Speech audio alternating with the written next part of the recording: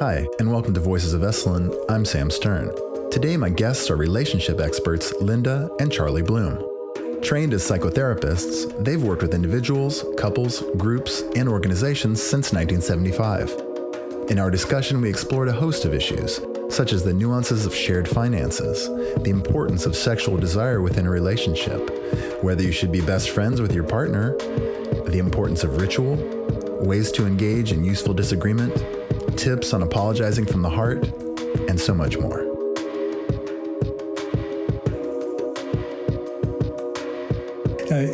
Actually, our history with Esalen goes back to 1969.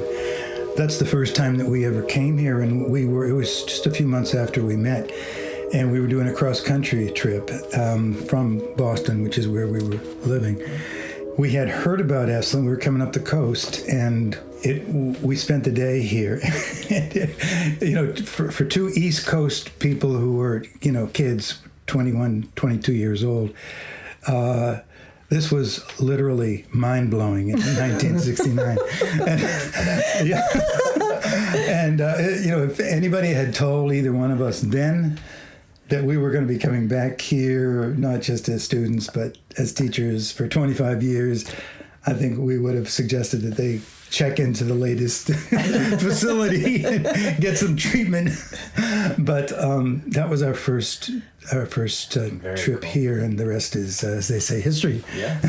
I'm just going to jump right in. I wrote up a bunch of dumb questions about relationship. You guys are the experts, so I'm going to pepper you with some questions here. So just to start off, in your years of teachings, what are the biggest issues that trip people up in relationships, would you say?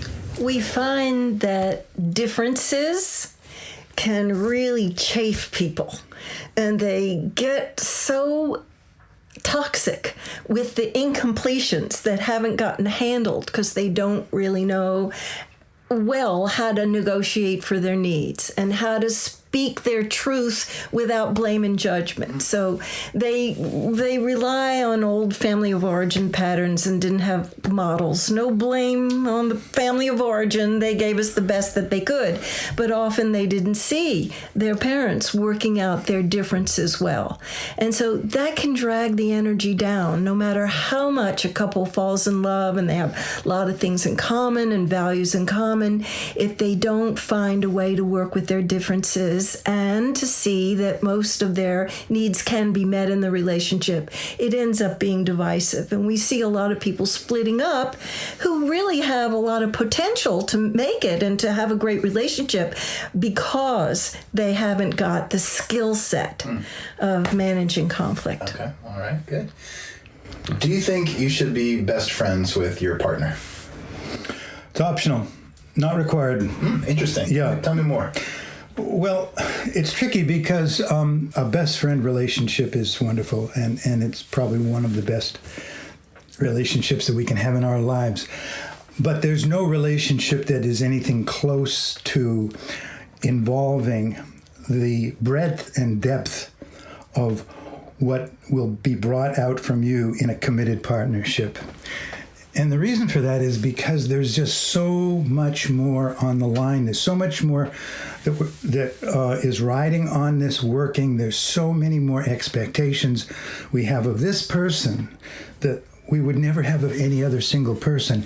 And most of those expectations are unachievable because one person cannot possibly fulfill all of the conscious and unconscious desires that we have for somebody else to come and rescue us from our lack of utter, complete fulfillment. And that's what we want. So, if you can be best friends with your partner, that's great. But, we wrote a book a few years ago called The Secrets of Great Relationships, and we interviewed a lot of couples. And some of them categorized their relationship as best friends, but a lot of them didn't. And they all had challenges that they had to deal with. It's like nobody gets out of this one without having to go through some ordeal, or more likely ordeals. So that kind of challenged the idea that we had to some degree, and that a lot of people have, that great relationships are just kind of made in heaven. And once you get there, it's just smooth sailing for the rest of your life. Mm-hmm. Not true. Now, would you characterize each other as having a best friend relationship, or do you kind of you have a best friend outside of this primary relationship? You have a best friend? Charlie's my best friend. And I feel especially blessed to have him as a romantic partner and a business partner and a co-parent and a best friend. Mm-hmm. So there are a lot of places where we're very different, and we need to do our own unique, separate thing. But to have the level of trust that we have, that we can talk about anything, that there's no taboo areas, there's no-fly zones. One of the couples I worked with years ago used to call it the no-fly zones, with the subjects you couldn't bring up. This gives me so much peace of mind. I feel so supported. And one of my definitions of friendship, there's a number of characteristics that go into that definition, but having people who get me and who value me and who are my believing eyes, and he's my main believing eyes, that he sees my talents and my gifts, and sometimes when I'm feeling insecure or anxious or get nervous and worried about things, he's a stand for, you got this handled, don't worry about it. And I believe him because he's a no bullshit guy. Mm-hmm. Cool. Mm-hmm. Good. Let's talk about sexuality. So what roles does sexuality play in a healthy relationship, would you say? I'd hesitate to say all relationships require great sexual chemistry. But what I would say is that in most relationships, sexual connection is an important factor. And, just going back to the book I made reference to, these couples that we interviewed, and we interviewed some couples who were married 50, 60, almost 70 years, and who were in their late 80s, and they still had what they considered to be healthy sexual relationships, some of the older people. Of course, what they told us and what we've come to see is that sexual connection can change depending upon how the body changes, and the limitations of the body as it ages, the difference in responsiveness levels that change. But having a strong sexual, sensual, physical connection wouldn't limit it to just intercourse. I'm talking about the interplay of our bodies. Very, very important. And I would really encourage people who sometimes wonder whether you can outgrow that or whether there's a point beyond which it's just no longer in play, that if there's a desire, if there's a willingness, if there isn't gross physical limitation, that it's possible, well into your older years to enjoy that. But it may take flexibility. It may take doing some work around some of the changes that we go through.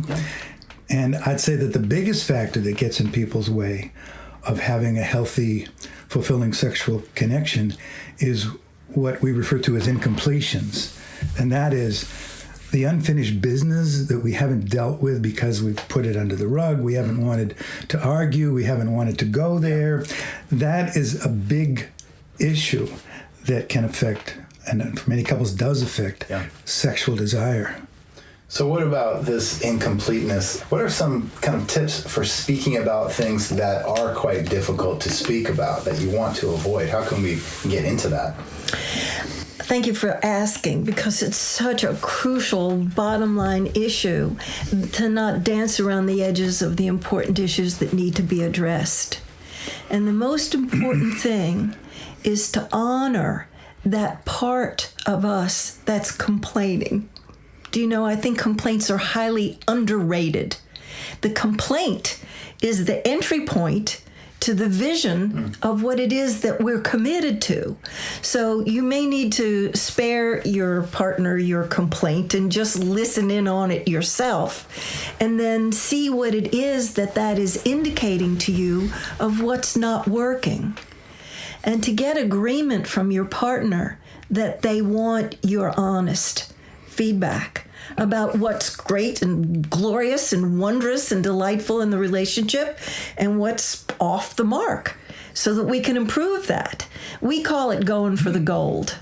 You know, so many couples settle for so much less than is available. And, you know, compared to sometimes what their parents had, this is really making it. You know, nobody's drug addicted or alcohol addicted. There's not verbal abuse and physical abuse or emotional abuse. And so their standards aren't very high. They think, you know, we've got comfort and security here. We're cordial to each other, but they're not going to the highest reaches.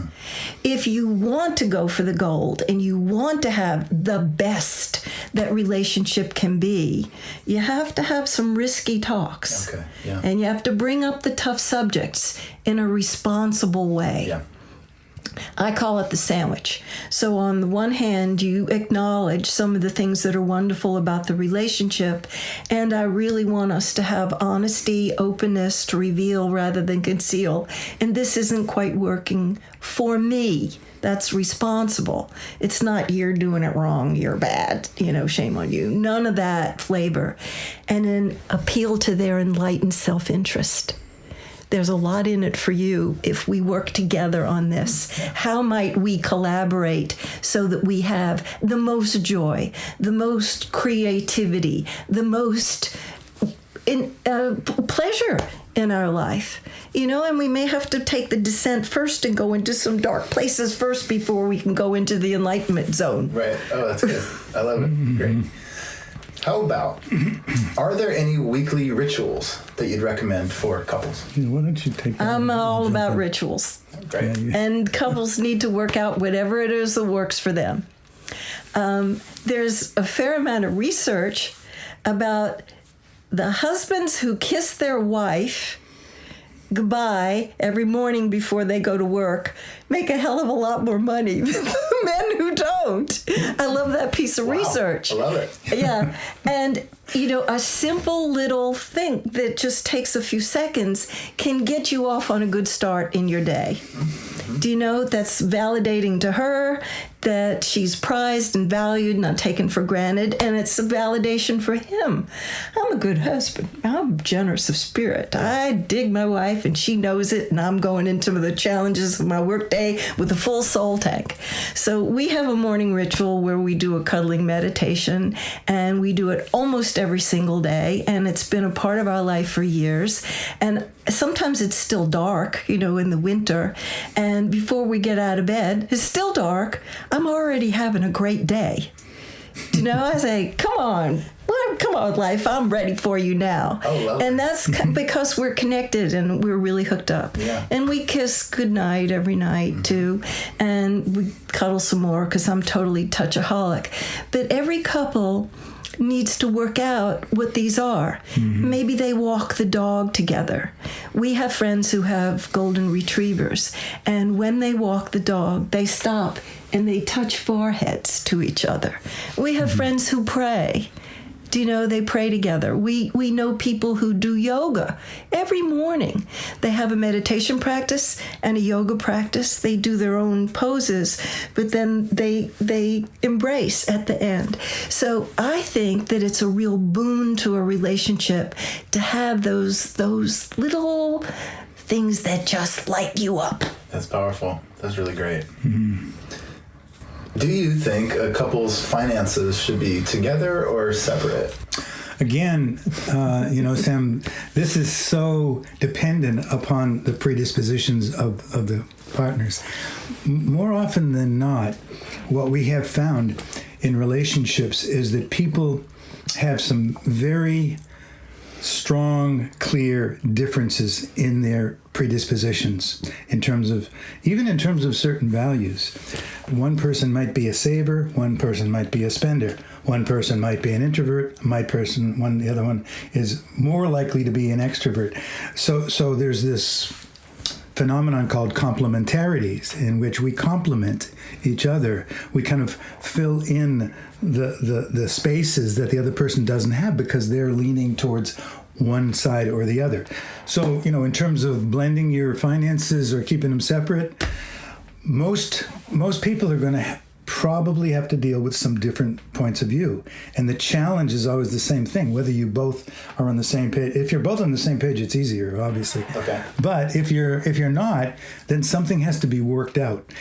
Although a lot of people refer to this result as a compromise, we don't really care for that term, because generally compromise suggests that neither person is really getting exactly what they want.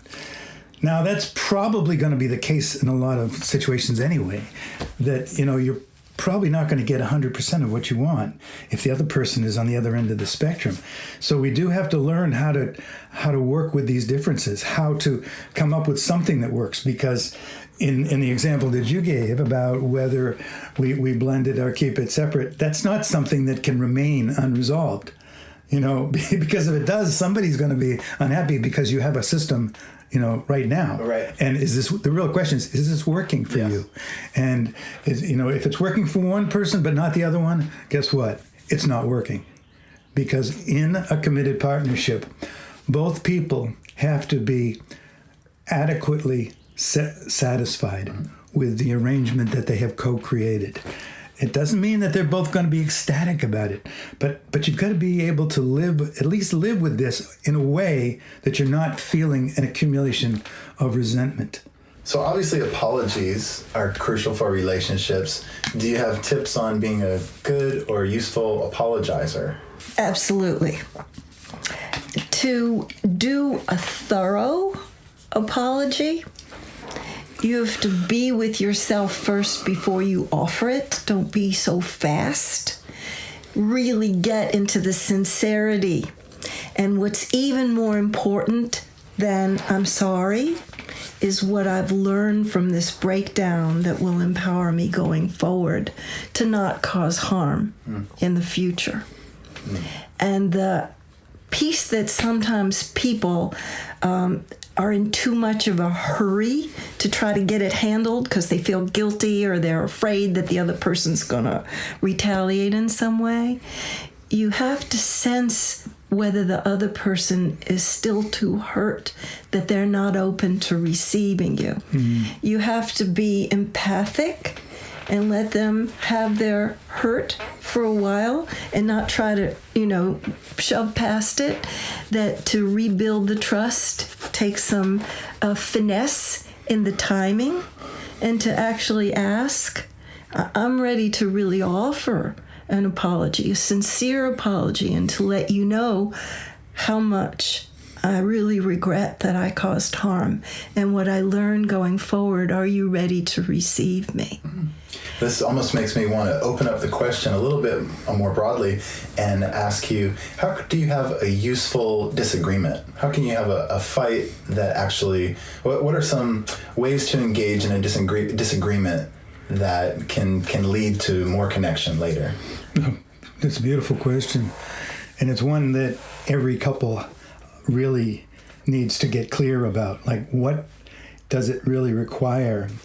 And it's not a generic answer, because every situation is unique. But what does it require in this circumstance for us to get complete with this situation? What do you need in order to feel that we have come to terms with this sufficiently? What do I need from you? What do I need to have happen here? So those are incredibly important questions, and unfortunately, they're not asked frequently enough. Because what's happened when there is a breakdown, as you referred to, is that we're kind of possessed by the primitive part of the brain, and we go into survival, we go into defensiveness, and we're not thinking in terms of, okay, slow down, take a breath. What is it that I need to have happen here so I can kind of cool down? Because right now I'm literally not thinking straight. Yeah. And neither are you. But I'm not going to tell you that, because that's only going to make things worse. Yeah. The first thing that has to happen is we've both got to quiet down our, raging mind, which is being driven by fear right now. It might seem like I'm possessed by anger, and I might be, but underneath that, there's fear. So I've got to cool down enough to be able to think straight. And that means I need, that's an inside job. I need to do something or say something that's going to help me to do that. So one thing that that we always encourage people to do when they're in that, the first step is to tell the truth. Like right now, I haven't heard a word that you said over the last 5 minutes because I'm so busy, making you wrong and feeling hurt and judged. And I'm just so much I haven't even heard what you said. So tell the truth. We are in a breakdown now. So to acknowledge that. And when both people can acknowledge that we have a problem, not you are an idiot, or you're wrong, or you're or it's your fault. No, the operative word is always we. Okay. We have a breakdown, and we have to do something about it because I am not willing to continue to live in this negative space that we've got. Now, you all have been together for 50 years. Yeah. Have you gotten better at this art of useful disagreement? You should have seen us 49 years ago. Champs now.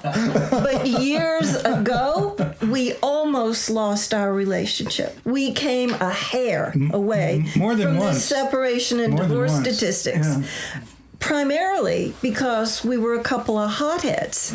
And we're both firstborn, and we both think we're right, and, we would rush for who was the bigger victim, and we had all manner of unskillful means of blame and accusation. Especially you. And making the other person wrong. And, Did you have similar wounding, like similar patterns around? We had complementary Mine patterns. was more about being neglected and not really having my voice honored and not being valued. He had more stuff about being controlled, and I had more stuff about being neglected. But we're good students. It's a signature strength of both of us that we're hungry learners. So we paid attention to all the various creative ways that we made our life and the other person's life hell. And there was always a good, solid love there, but there was a lot of static because we had broken down communication about our differences. So it's ended up this wound becoming a gift to our community, to our students, to our But between clients. the time that it was a years. wound, there would be, during that years. time, during those years, it wasn't pretty. We Because fought all didn't- night sometimes, all night. We were strong and healthy and young. We weren't and- getting any good help. And that's what is really key.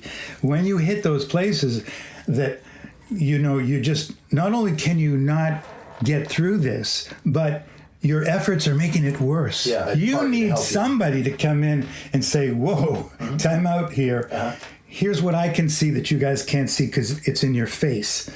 And for quite a while, we didn't have that. So we just kept spinning our wheels going around. And this is what a lot of couples do because they don't tell the truth to themselves and each other until they've been in the soup, literally. Years. Yeah. Do you know the average amount of time that a couple spends between the time that they experience breakdown and the time that they go in for help when they can't do anything about it is 6 years.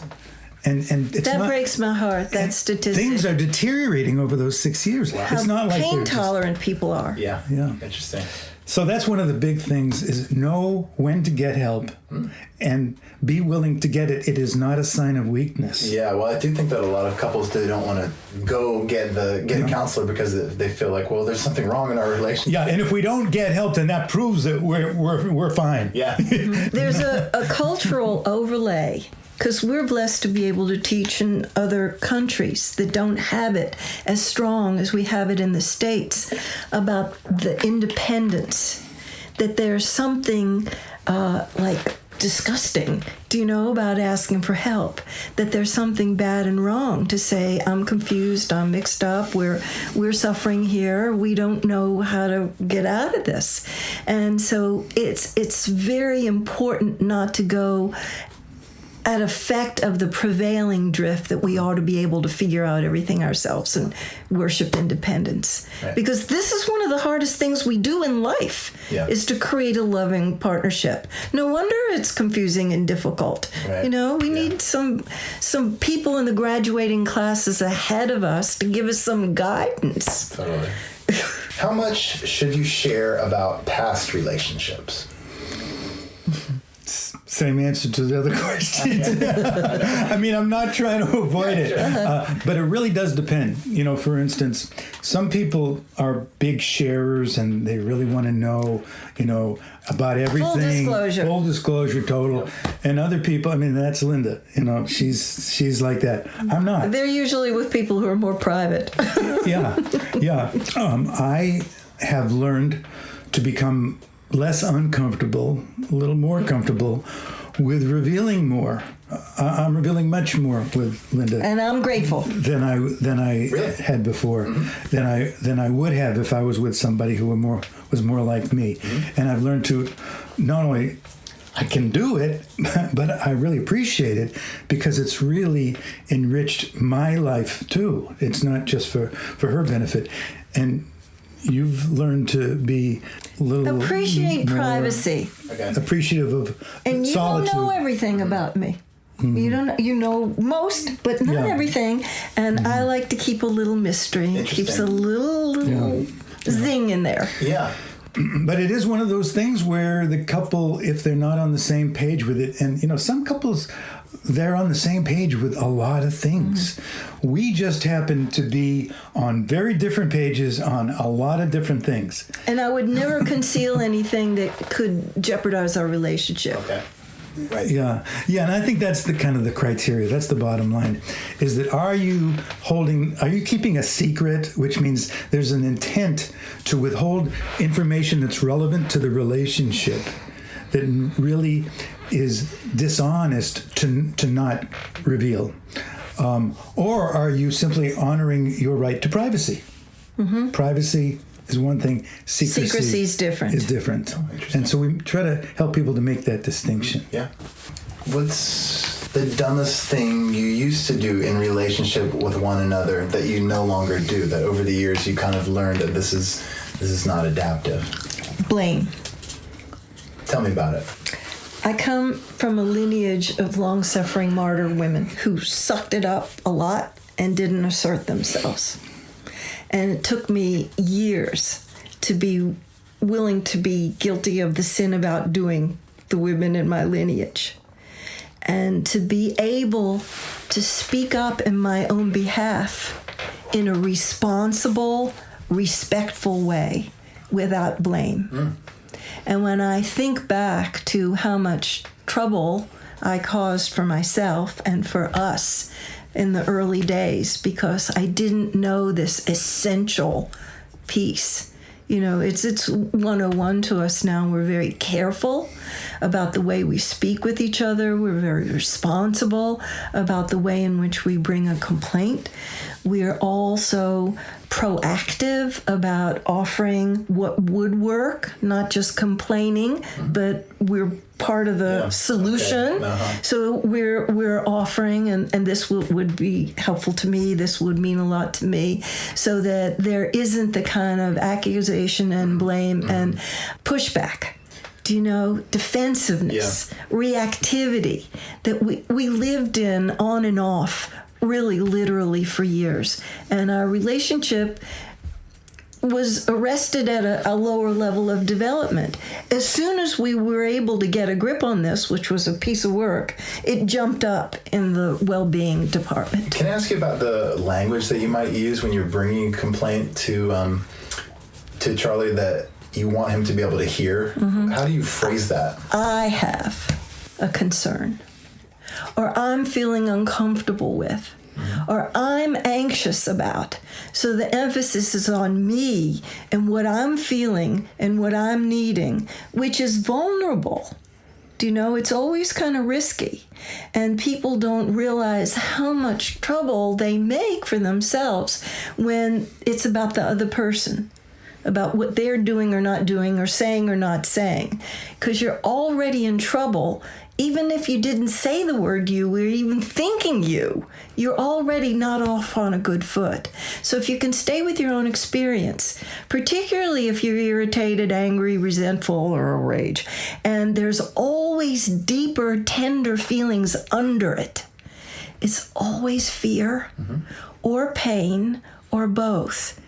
And people sometimes are so preoccupied with the anger because it's so big and it's so hot and it's so prevalent that they're not aware of the tender feelings. And that's a riskier conversation, but that invites connection. That invites listening and cooperation and collaboration. And the accusation and blame pushes people away. Yeah. Even if there's some truth in it that they know they need to hear, it's off-putting. You can't help it when somebody kicks you want to kick them back. Yeah. Right. So to be able to be mindful, to be self-disciplined, to have that pause and reflect, to put thinking between feeling and speaking, or thinking between feeling and action.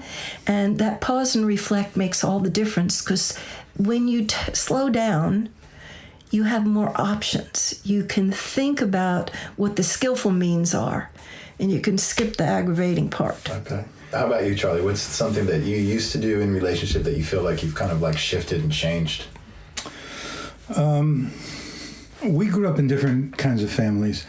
Linda was an only child for the first 14 years of her life. So that was very different. I grew up in a family with 4 kids. I was the oldest.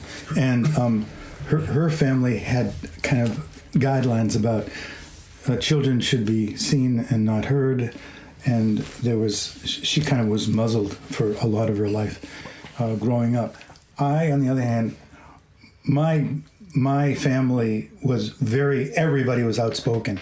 It was like a competition who could be the most aggressive and the most assertive, and who could speak the loudest, and And they all talked at the same time. Yeah, I mean, and that's just the way it was. And I don't even come from New York. Where you come from? I come from Boston. Okay.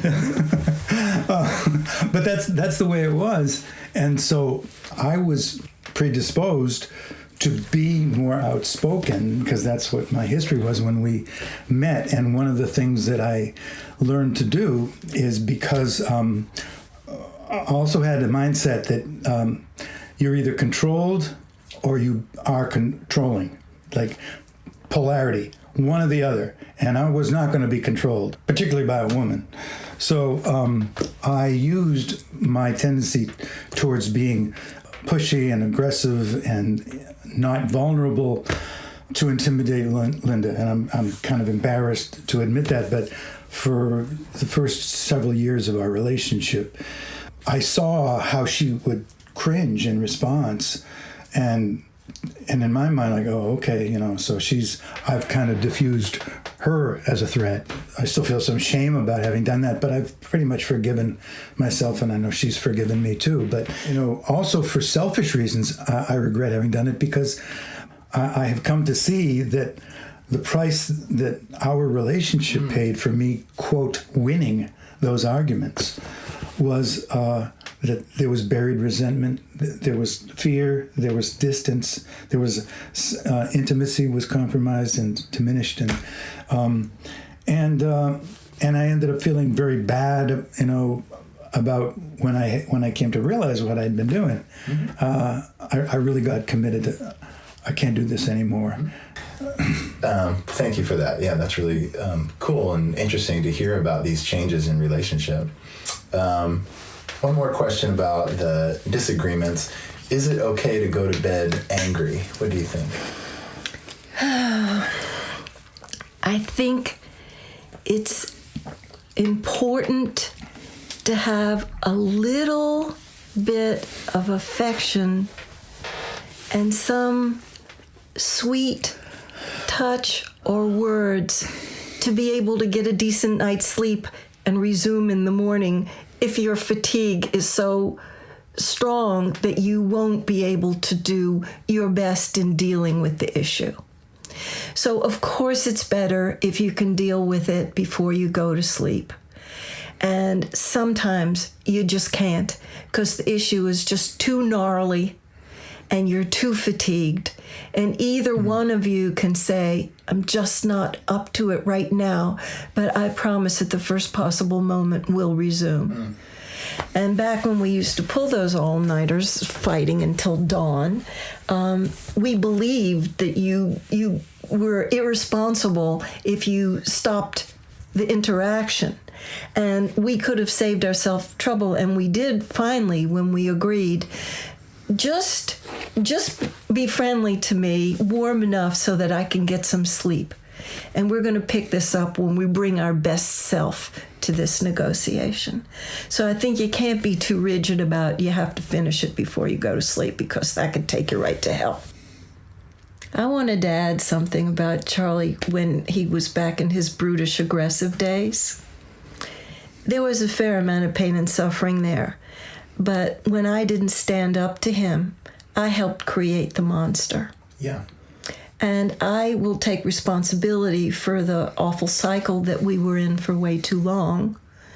And I have some gratitude now that it called forth the warrior in me to become a worthy opponent and not lay down and not cave in and not give up and not suck it up. Do you know? And I feel like I redeemed the lineage in my women lineage, that because of whatever reasons they felt like they didn't have permission to do that because of where the culture was at the time. But I was born into a time where I could. I had a degree and I had a career and I had my own money and I didn't have to stay with somebody who wasn't going to be kind to me. And by God, I was going to learn how to speak in my own behalf.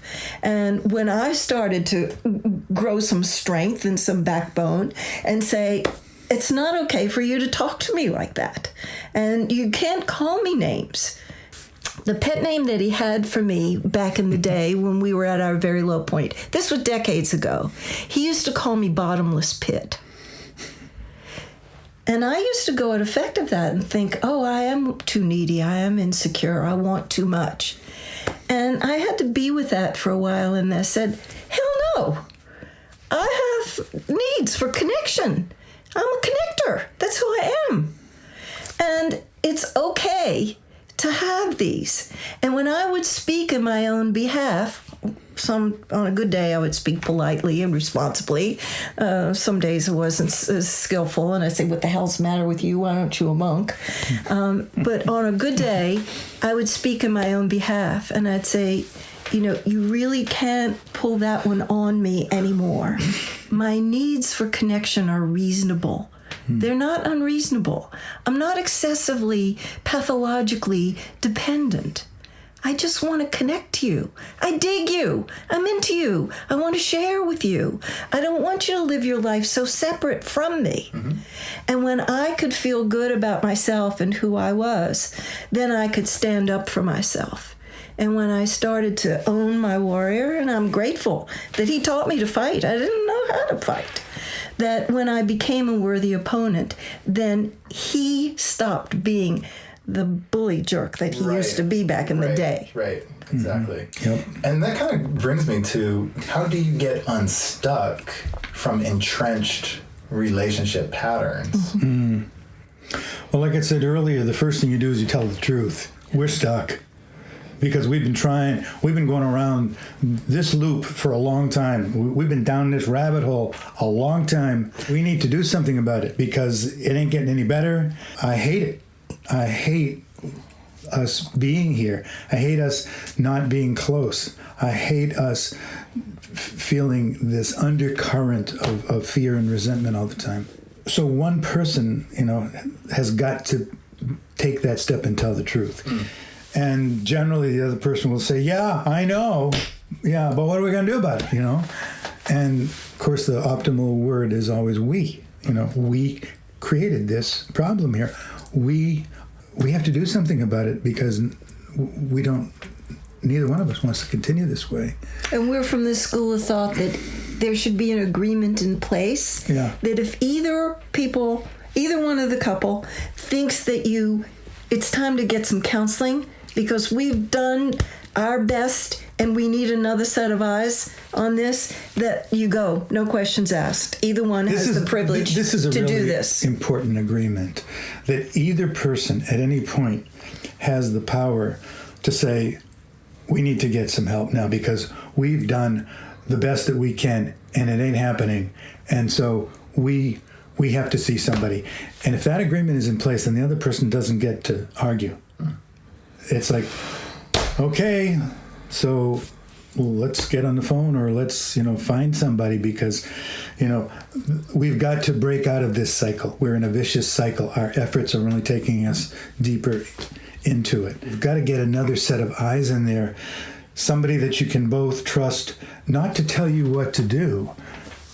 We don't go for that kind of therapy, but to really help you to see what you're blind to help you to see options, to help you to see strategies, to help you to see practices, to help you to see possibilities that you cannot see when you're in the middle of the soup.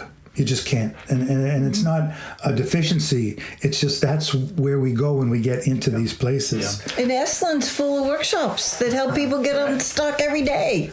Yeah. There's resources out there, but first of all, we got to tell the truth. We need some help here. Okay. Yeah, just curious. I mean, you guys, it seems from what you said, you came within a hair of getting divorced. So what would your advice be to, and now you have a wonderful relationship, it appears, what would your advice be to couples who are considering divorce? Would you give them any sort of thoughts or affirmations around the possibility of salvaging, or what would you say? There are possibilities that they have not seen yet. And to not give up until you have left no stones unturned, until you have exhausted the possibilities. Most of the people who get divorced haven't even had one marriage counseling session. Really? They haven't gone to a workshop. They haven't seen their clergy. They often haven't spoken to any family member who may be wise about relationship. And the friends that they have spoken to have only heard their side of the story. Take their side and so they're getting a distorted feedback. Reinforce their idea that they're being victimized by the other person.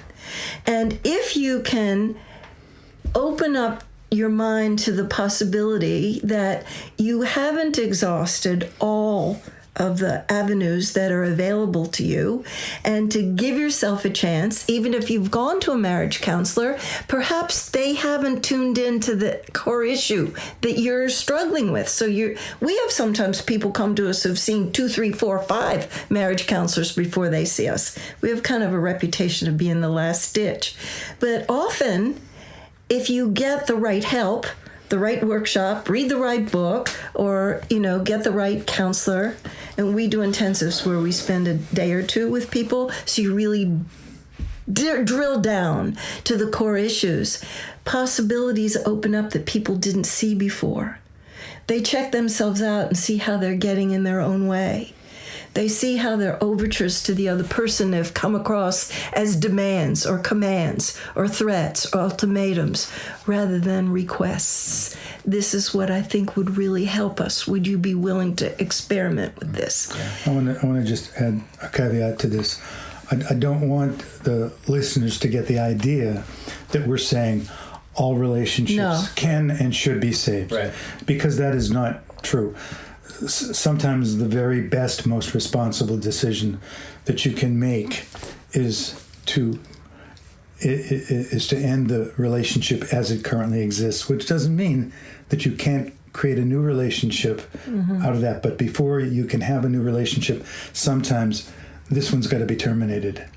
This one has to be completed in some way, because it's no longer functional, and you can't go from a dysfunctional relationship to a functional relationship. You've got to go from a dysfunctional relationship to no relationship, and be in that space, and really use that time to really do some work with yourself to find out what was it that was driving me? What is it that I have needed to learn from this experience so that God help me, don't ever repeat this again? Because, you've got to take responsibility for having participated in this in a way that did play a part. Yeah. You've got to take that level of responsibility. But sometimes no matter what you do, the ultimate responsible decision is just to call it quits, and it's not necessarily a failure. Some of the people in our second book who have had great marriages for over 30 years, this is not their first marriage. Sometimes it's their second one. Right. The first one was like their training marriage,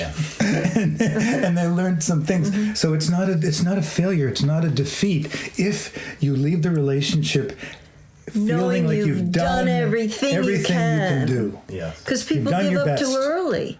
Sometimes it's the most loving thing you can do for yourself and the other person to let go and free yourself and free them so that they could find somebody who is really a better match for them. Because there really are some mismatched pairs. A lot of couples get together, they're so young and don't know who they are and where they're going that they're a mismatched pair. Or sometimes people get together when they're young and then they grow so apart that they become mismatched. But we see people more often who have vast potential, but they don't have the skill set down. And it's so easy to just, it gets hard and go back on the dating sites and I got hundreds of options again. And, we're from the belief about stronger at the broken places, that you learn so much out of the aggravation. You learn so much out of the differences. You learn about yourself and you develop the qualities that you need to self-actualize in the dynamic, sometimes a cauldron, of the relationship. That's what grows you. Yeah. Don't give up too soon. So Linda and Charlie Bloom, how can our listeners find out more about your work? They can always find us through Esalen. Esalen knows always where to get us. If they can remember, either Linda Bloom, Charlie Bloom, or Bloom Work is our website. And we got all kind of free stuff on our website. If people come to Bloom Work, there's a place you can click. You get 3 free books, ebooks, one on sex, one on the end to arguing, and there's the 10 most important things we wish we knew when we got married. And that's out of our first book, which is 101 Things. We narrowed it down to 10 to make it really user-friendly for people. We also have lots of Facebook Lives and YouTube videos, and they can see when we're teaching here and elsewhere. And it mentions our intensives, which is a workshop. Some couples don't want to have other people. They're very private. They don't want them to know what their issues are. And some people don't have the patience to share the stage with other couples, and they want just our individualized attention. So we'll do a 1 or 2 day workshop that's tailored just for their needs.